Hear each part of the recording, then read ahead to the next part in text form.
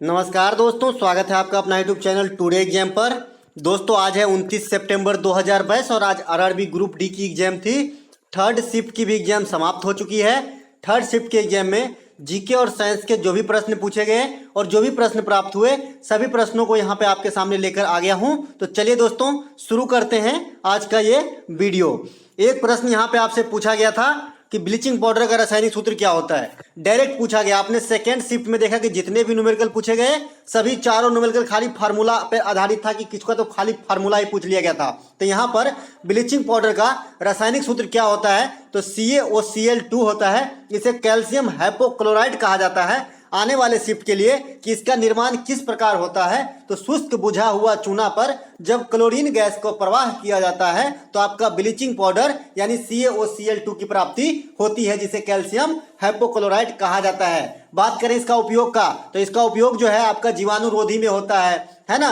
इसके बाद जिप्सम का जब निर्जलीकरण करते हैं तो हमें प्लास्टर ऑफ पेरिस प्राप्त होता है। तो आपको ये बात भी ध्यान रखना है, CaSO4 हाफ H2O होता है इसका सूत्र। तो ये बात भी ध्यान रखना है, ठीक है। चलते हैं आगे। एक प्रश्न आपसे पूछा गया था कि धातु के जो ऑक्साइड होता है जैसे CO का जब अपन CO का जब H2O के साथ प्रतिक्रिया कराते हैं तो मैंने बताया था कि भाई क्या बन जाता है, CaOH का होल 2 बन जाता है। ये क्या है कि मैंने बताया था जब मेटल का ऑक्साइड जल के साथ प्रतिक्रिया करता है तो आपका जो है क्षार बनाता है, बेस बनाता है। तो इसके जो ऑक्साइड की प्रकृति होती है ये आपका कैसा होता है तो ये क्षारीय होता है। कैसा होता है? क्षारीय होता है। तो आपको ये बात भी ध्यान रखना है। लेकिन सामान्यता होता है, अभी जरूरी नहीं कि 100% मतलब हर जगह क्षारीय ही हो, लेकिन नॉर्मली वे में क्षारीय होता है, ठीक है। चलते हैं आगे। एक प्रश्न यहाँ पे पूछा गया था कि पद्म भूषण प्राप्त करता 2022 पैरा ओलंपिक के कौन से खिलाड़ी है। ये रिपीट किया हुआ प्रश्न है। इससे पहले भी देवेंद्र झाझड़िया को 4-5 शिफ्ट में पूछ लिया गया है। तो यहाँ पे भी देवेंद्र झाझड़िया आंसर होगा, ठीक है। देवेंद्र झाझड़िया ये भाला फेंक से संबंधित है और यही जो है पद्म भूषण प्राप्त किए थे इस बार के 2022 में। एक पद्मश्री से भी क्वेश्चन आया था, ठीक है। कर्नाटक के कोई वैज्ञानिक से रिलेटेड क्वेश्चन आया था लेकिन ऑप्शन नहीं है और मैंने इसको गूगल भी किया था लेकिन मुझे नहीं प्राप्त हुआ है। तो अगर आपको पता हो इसका ऑप्शन तो मुझे जो है जरूर बताइएगा, क्योंकि मुझे इसका आंसर बिल्कुल मालूम नहीं है कि कर्नाटक के कौन से वैज्ञानिक है जिसे पद्मश्री दिया गया है, ठीक है। एक प्रश्न नहीं, एक्स्ट्रा फैक्ट है दोस्तों। पद्म विभूषण जो 4 आदमी को मिला अब तक नहीं पूछा गया। ये पूछा जाएगा जरूर, ठीक है।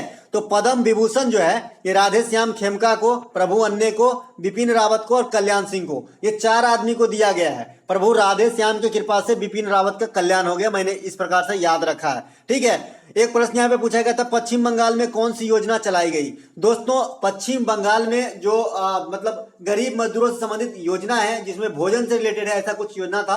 तो ये आपका अम्मा की रसोई है, माँ की रसोई बोलते हैं इसे। तो ये पश्चिम बंगाल में चला गया था। यहाँ 5 रुपया में जो है भरपेट खाना खाने की बात क्या था। इसके बाद महाराष्ट्र सरकार ने, जब महाराष्ट्र में उद्धव ठाकरे मुख्यमंत्री थे तो महाराष्ट्र में भी इस प्रकार का एक स्कीम चलाया गया था जिसका नाम शिव शक्ति भोजन था। इसमें जो है 10 रुपये में आदमी को भरपेट भोजन दिया जाता है। एक प्रश्न यहाँ पे पूछा गया था कि 86वां संविधान संशोधन के तहत कितने मौलिक कर्तव्य को जोड़ा गया। भैया सब दिन बताते हैं कि 42वां संविधान संशोधन जो है इस जो हुआ था आपका 1976 में और 86वां संविधान संशोधन होता है आपका 2002 में। तो भैया इसमें जो है 21 को जोड़ा गया था क्योंकि 42वें संविधान संशोधन में 10 को जोड़ दिया गया था और वर्तमान में कितना है 11 है। तो ये जो है लॉजिकल क्वेश्चन था। यहाँ पे एक हो जाएगा आंसर। 42वां संविधान संशोधन में 10 को मौलिक कर्तव्य जोड़ा गया था और स्वर्ण सिंह समिति की अनुशंसा पे लाया गया था। कहाँ रखा गया? भाग 4 के आर्टिकल कहाँ 51 के क में। तो आपको ये बात भी ध्यान रखना है। इसके बाद 42वां संविधान संशोधन को लघु संविधान की संज्ञा दी गई है।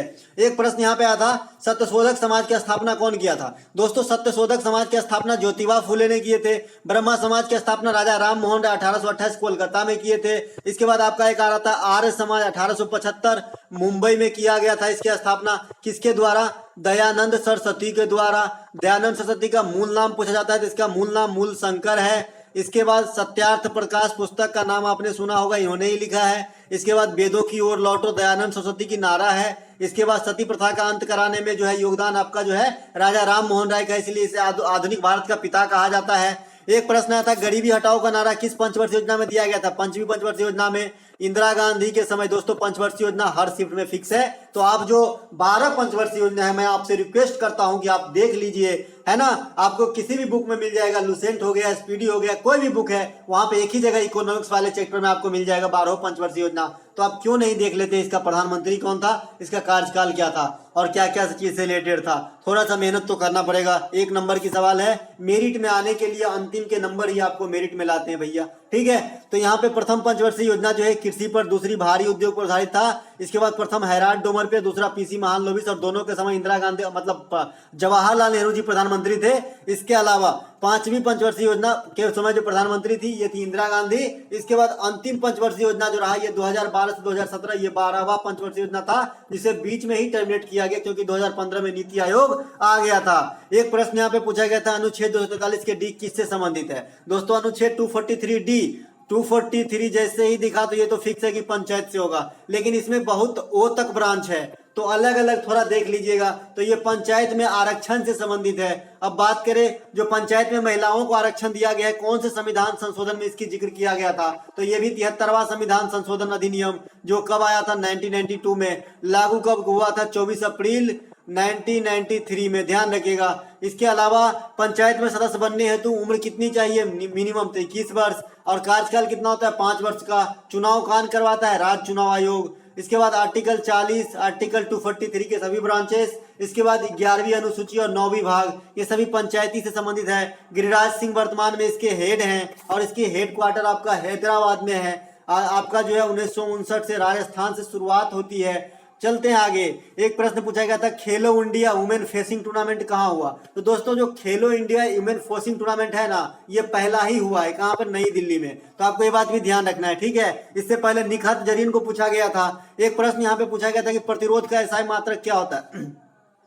सब दिन बताते हैं कि जब भी प्रतिरोधकता पूछे तो आपका जो है ओम मीटर हो जाएगा, जैसे मैंने यहाँ पे लिख के रखा। लेकिन खाली प्रतिरोध पूछे तो ओम होगा। ओम का साइन कुछ इस प्रकार से है। ओम का नियम भी है V बराबर RI, तो इसे भूलना नहीं है। हालांकि थर्ड शिफ्ट में मुझे न्यूमेरिकल प्राप्त नहीं होते हैं क्योंकि बहुत सारे बच्चे जल्दी जल्दी में गाड़ी पकड़ने के होते हैं, तो यहाँ पे न्यूमेरिकल जो है एक अस्थायी चीज है ना, तो नहीं मिल पाता है। और न्यूमेरिकल कुछ बच्चे कमेंट करते हैं तो मैं अगले दिन ऐड कर देता हूँ। पूर्वोत्तर क्षेत्रीय भाषा संस्थान कहाँ स्थित है, तो ये आपका गुवाहाटी में है। पूर्वोत्तर क्षेत्रीय भाषा संस्थान ये आपका गुवाहाटी में है। राष्ट्रीय भाषा संस्थान की बात करेंगे तो मैसूर कर्नाटक में है। इसके बाद भाषा आयोग के अध्यक्ष कौन थे, तो फजल अली थे। राज्य पुनर्गठन आयोग के द्वारा बना गया प्रथम राज्य आंध्र प्रदेश है। इसके बाद शास्त्रीय भाषा 6 है।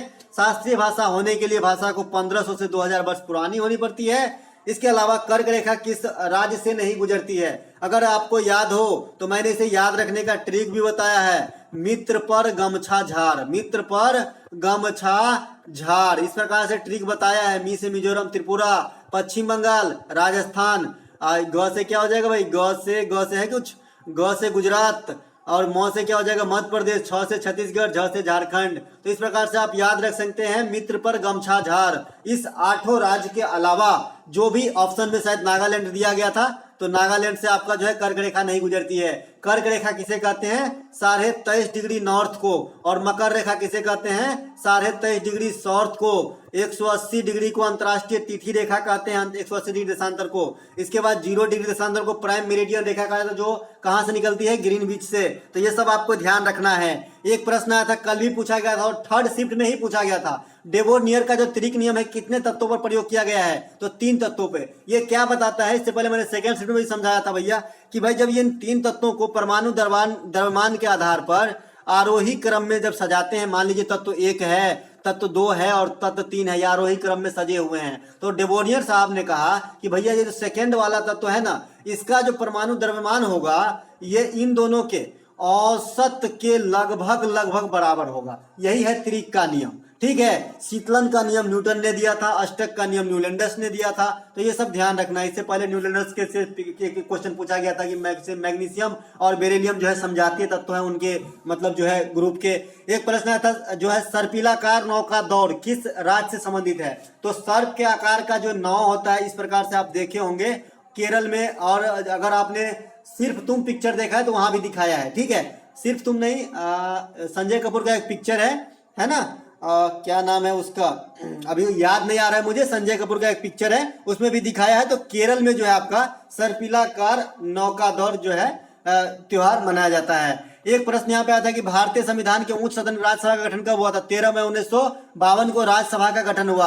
राज्यसभा का कार्यकाल अस्थायी होता है, कभी भी समाप्त नहीं होता है। एक प्रश्न आया था लाल स्थिति बनाने, लाहौल स्फीति है, ठीक है, लाहौल स्फीति है ये, लाहौल स्फीति की जो जिसके द्वारा बनाया जाता है मुहाना, तो जो मुहाना बनाती है वो किसकी सहायक नदी है? इस प्रकार का प्रश्न आया था। तो ये आपका ऑप्शन नहीं मिला है, लेकिन मेरे ख्याल से ये हिमाचल प्रदेश की बात हो रही है, तो वहां पे सिंधु नदी आदि हो सकता है, ठीक है। एक प्रश्न यहाँ पे पूछा गया था कि इनमें से कौन सा शास्त्रीय भाषा, इसके बारे में मैं कुछ भी नहीं बताऊंगा क्योंकि ये तो कम से कम 60 बार रिपीट हो चुके हैं, ठीक है, 60 बार से कम नहीं रिपीट हुए भैया, ठीक है। तो शास्त्रीय भाषा यही 6 है भैया, तमिल, तेलुगु, कन्नड़, संस्कृत, मलयालम, ओडिसी। इसके अलावा जो रहेगा आपका आंसर हो जाएगा। एक प्रश्न यहाँ पे पूछा गया था कि जब Ba को AlCl2 से प्रतिक्रिया कराएंगे, इस प्रकार का दिया गया था रिएक्शन, तो अभिक्रिया में बनने वाला धातु कौन सा प्राप्त होगा? तो आप जानते हैं BaCl2 बन जाएगा और एल्युमिनियम जो है बाहर निकल जाएगा। तो यही आपका जो है आंसर हो जाएगा। ऑक्सीकरण अवकरण से क्वेश्चन जरूर आए होंगे, भले बच्चे ना बताएं, तो आपको ध्यान रखना है ऑक्सीकरण क्या होता है, ऑक्सीजन का एडिशन और हाइड्रोजन का निष्कासन, और अवकरण क्या होता है, हाइड्रोजन का एडिशन, ऑक्सीजन की निष्कासन। और आपको जो इसके लैंग्वेज में कैसे व्यक्त करते हैं कि भाई ऑक्सीकरण हो रहा है तो इलेक्ट्रॉन का त्याग हो रहा है, अवकरण हो रहा है इलेक्ट्रॉन की ग्रहण हो रही है, और दोनों अभिक्रिया एक साथ चल रही है तो इसे हम रेडॉक्स अभिक्रिया कहते हैं। तो ये सभी बातें आपको ध्यान रखना है। जिसमें उष्मा की प्राप्ति होती है उष्मा क्षेपी, जिसमें उष्मा का लॉस होता है उष्मा सोखी, जिसमें दोनों ऐड हो जाए, जैसे ए और बी का अभिक्रिया कराए और ए भी बन गया प्रोडक्ट, तो आपका जैसे संयोजन अभिक्रिया कहते हैं। तो ये सब बात आपको ध्यान रखना है। साथ ही साथ लेंस दर्पण को नहीं भूलना है भाई। हमें क्वेश्चन नहीं प्राप्त हो पाया इसका मतलब ये नहीं कि नहीं पूछा गया होगा, पूछा गया होगा, और कल तक क्वेश्चन प्राप्त हो ही जाएगी। तो मैं आपको जो कल से लेके आऊंगा वीडियो, उसमें जो है इंक्लूड कर दूंगा। तो आपको निरंतर तैयारी अपनी उसी रिदम में रखना है जैसे आप शुरू से करते आए हैं। और ये PDF आप टेलीग्राम से जरूर ले लीजिएगा हर सुबह 8 बजे।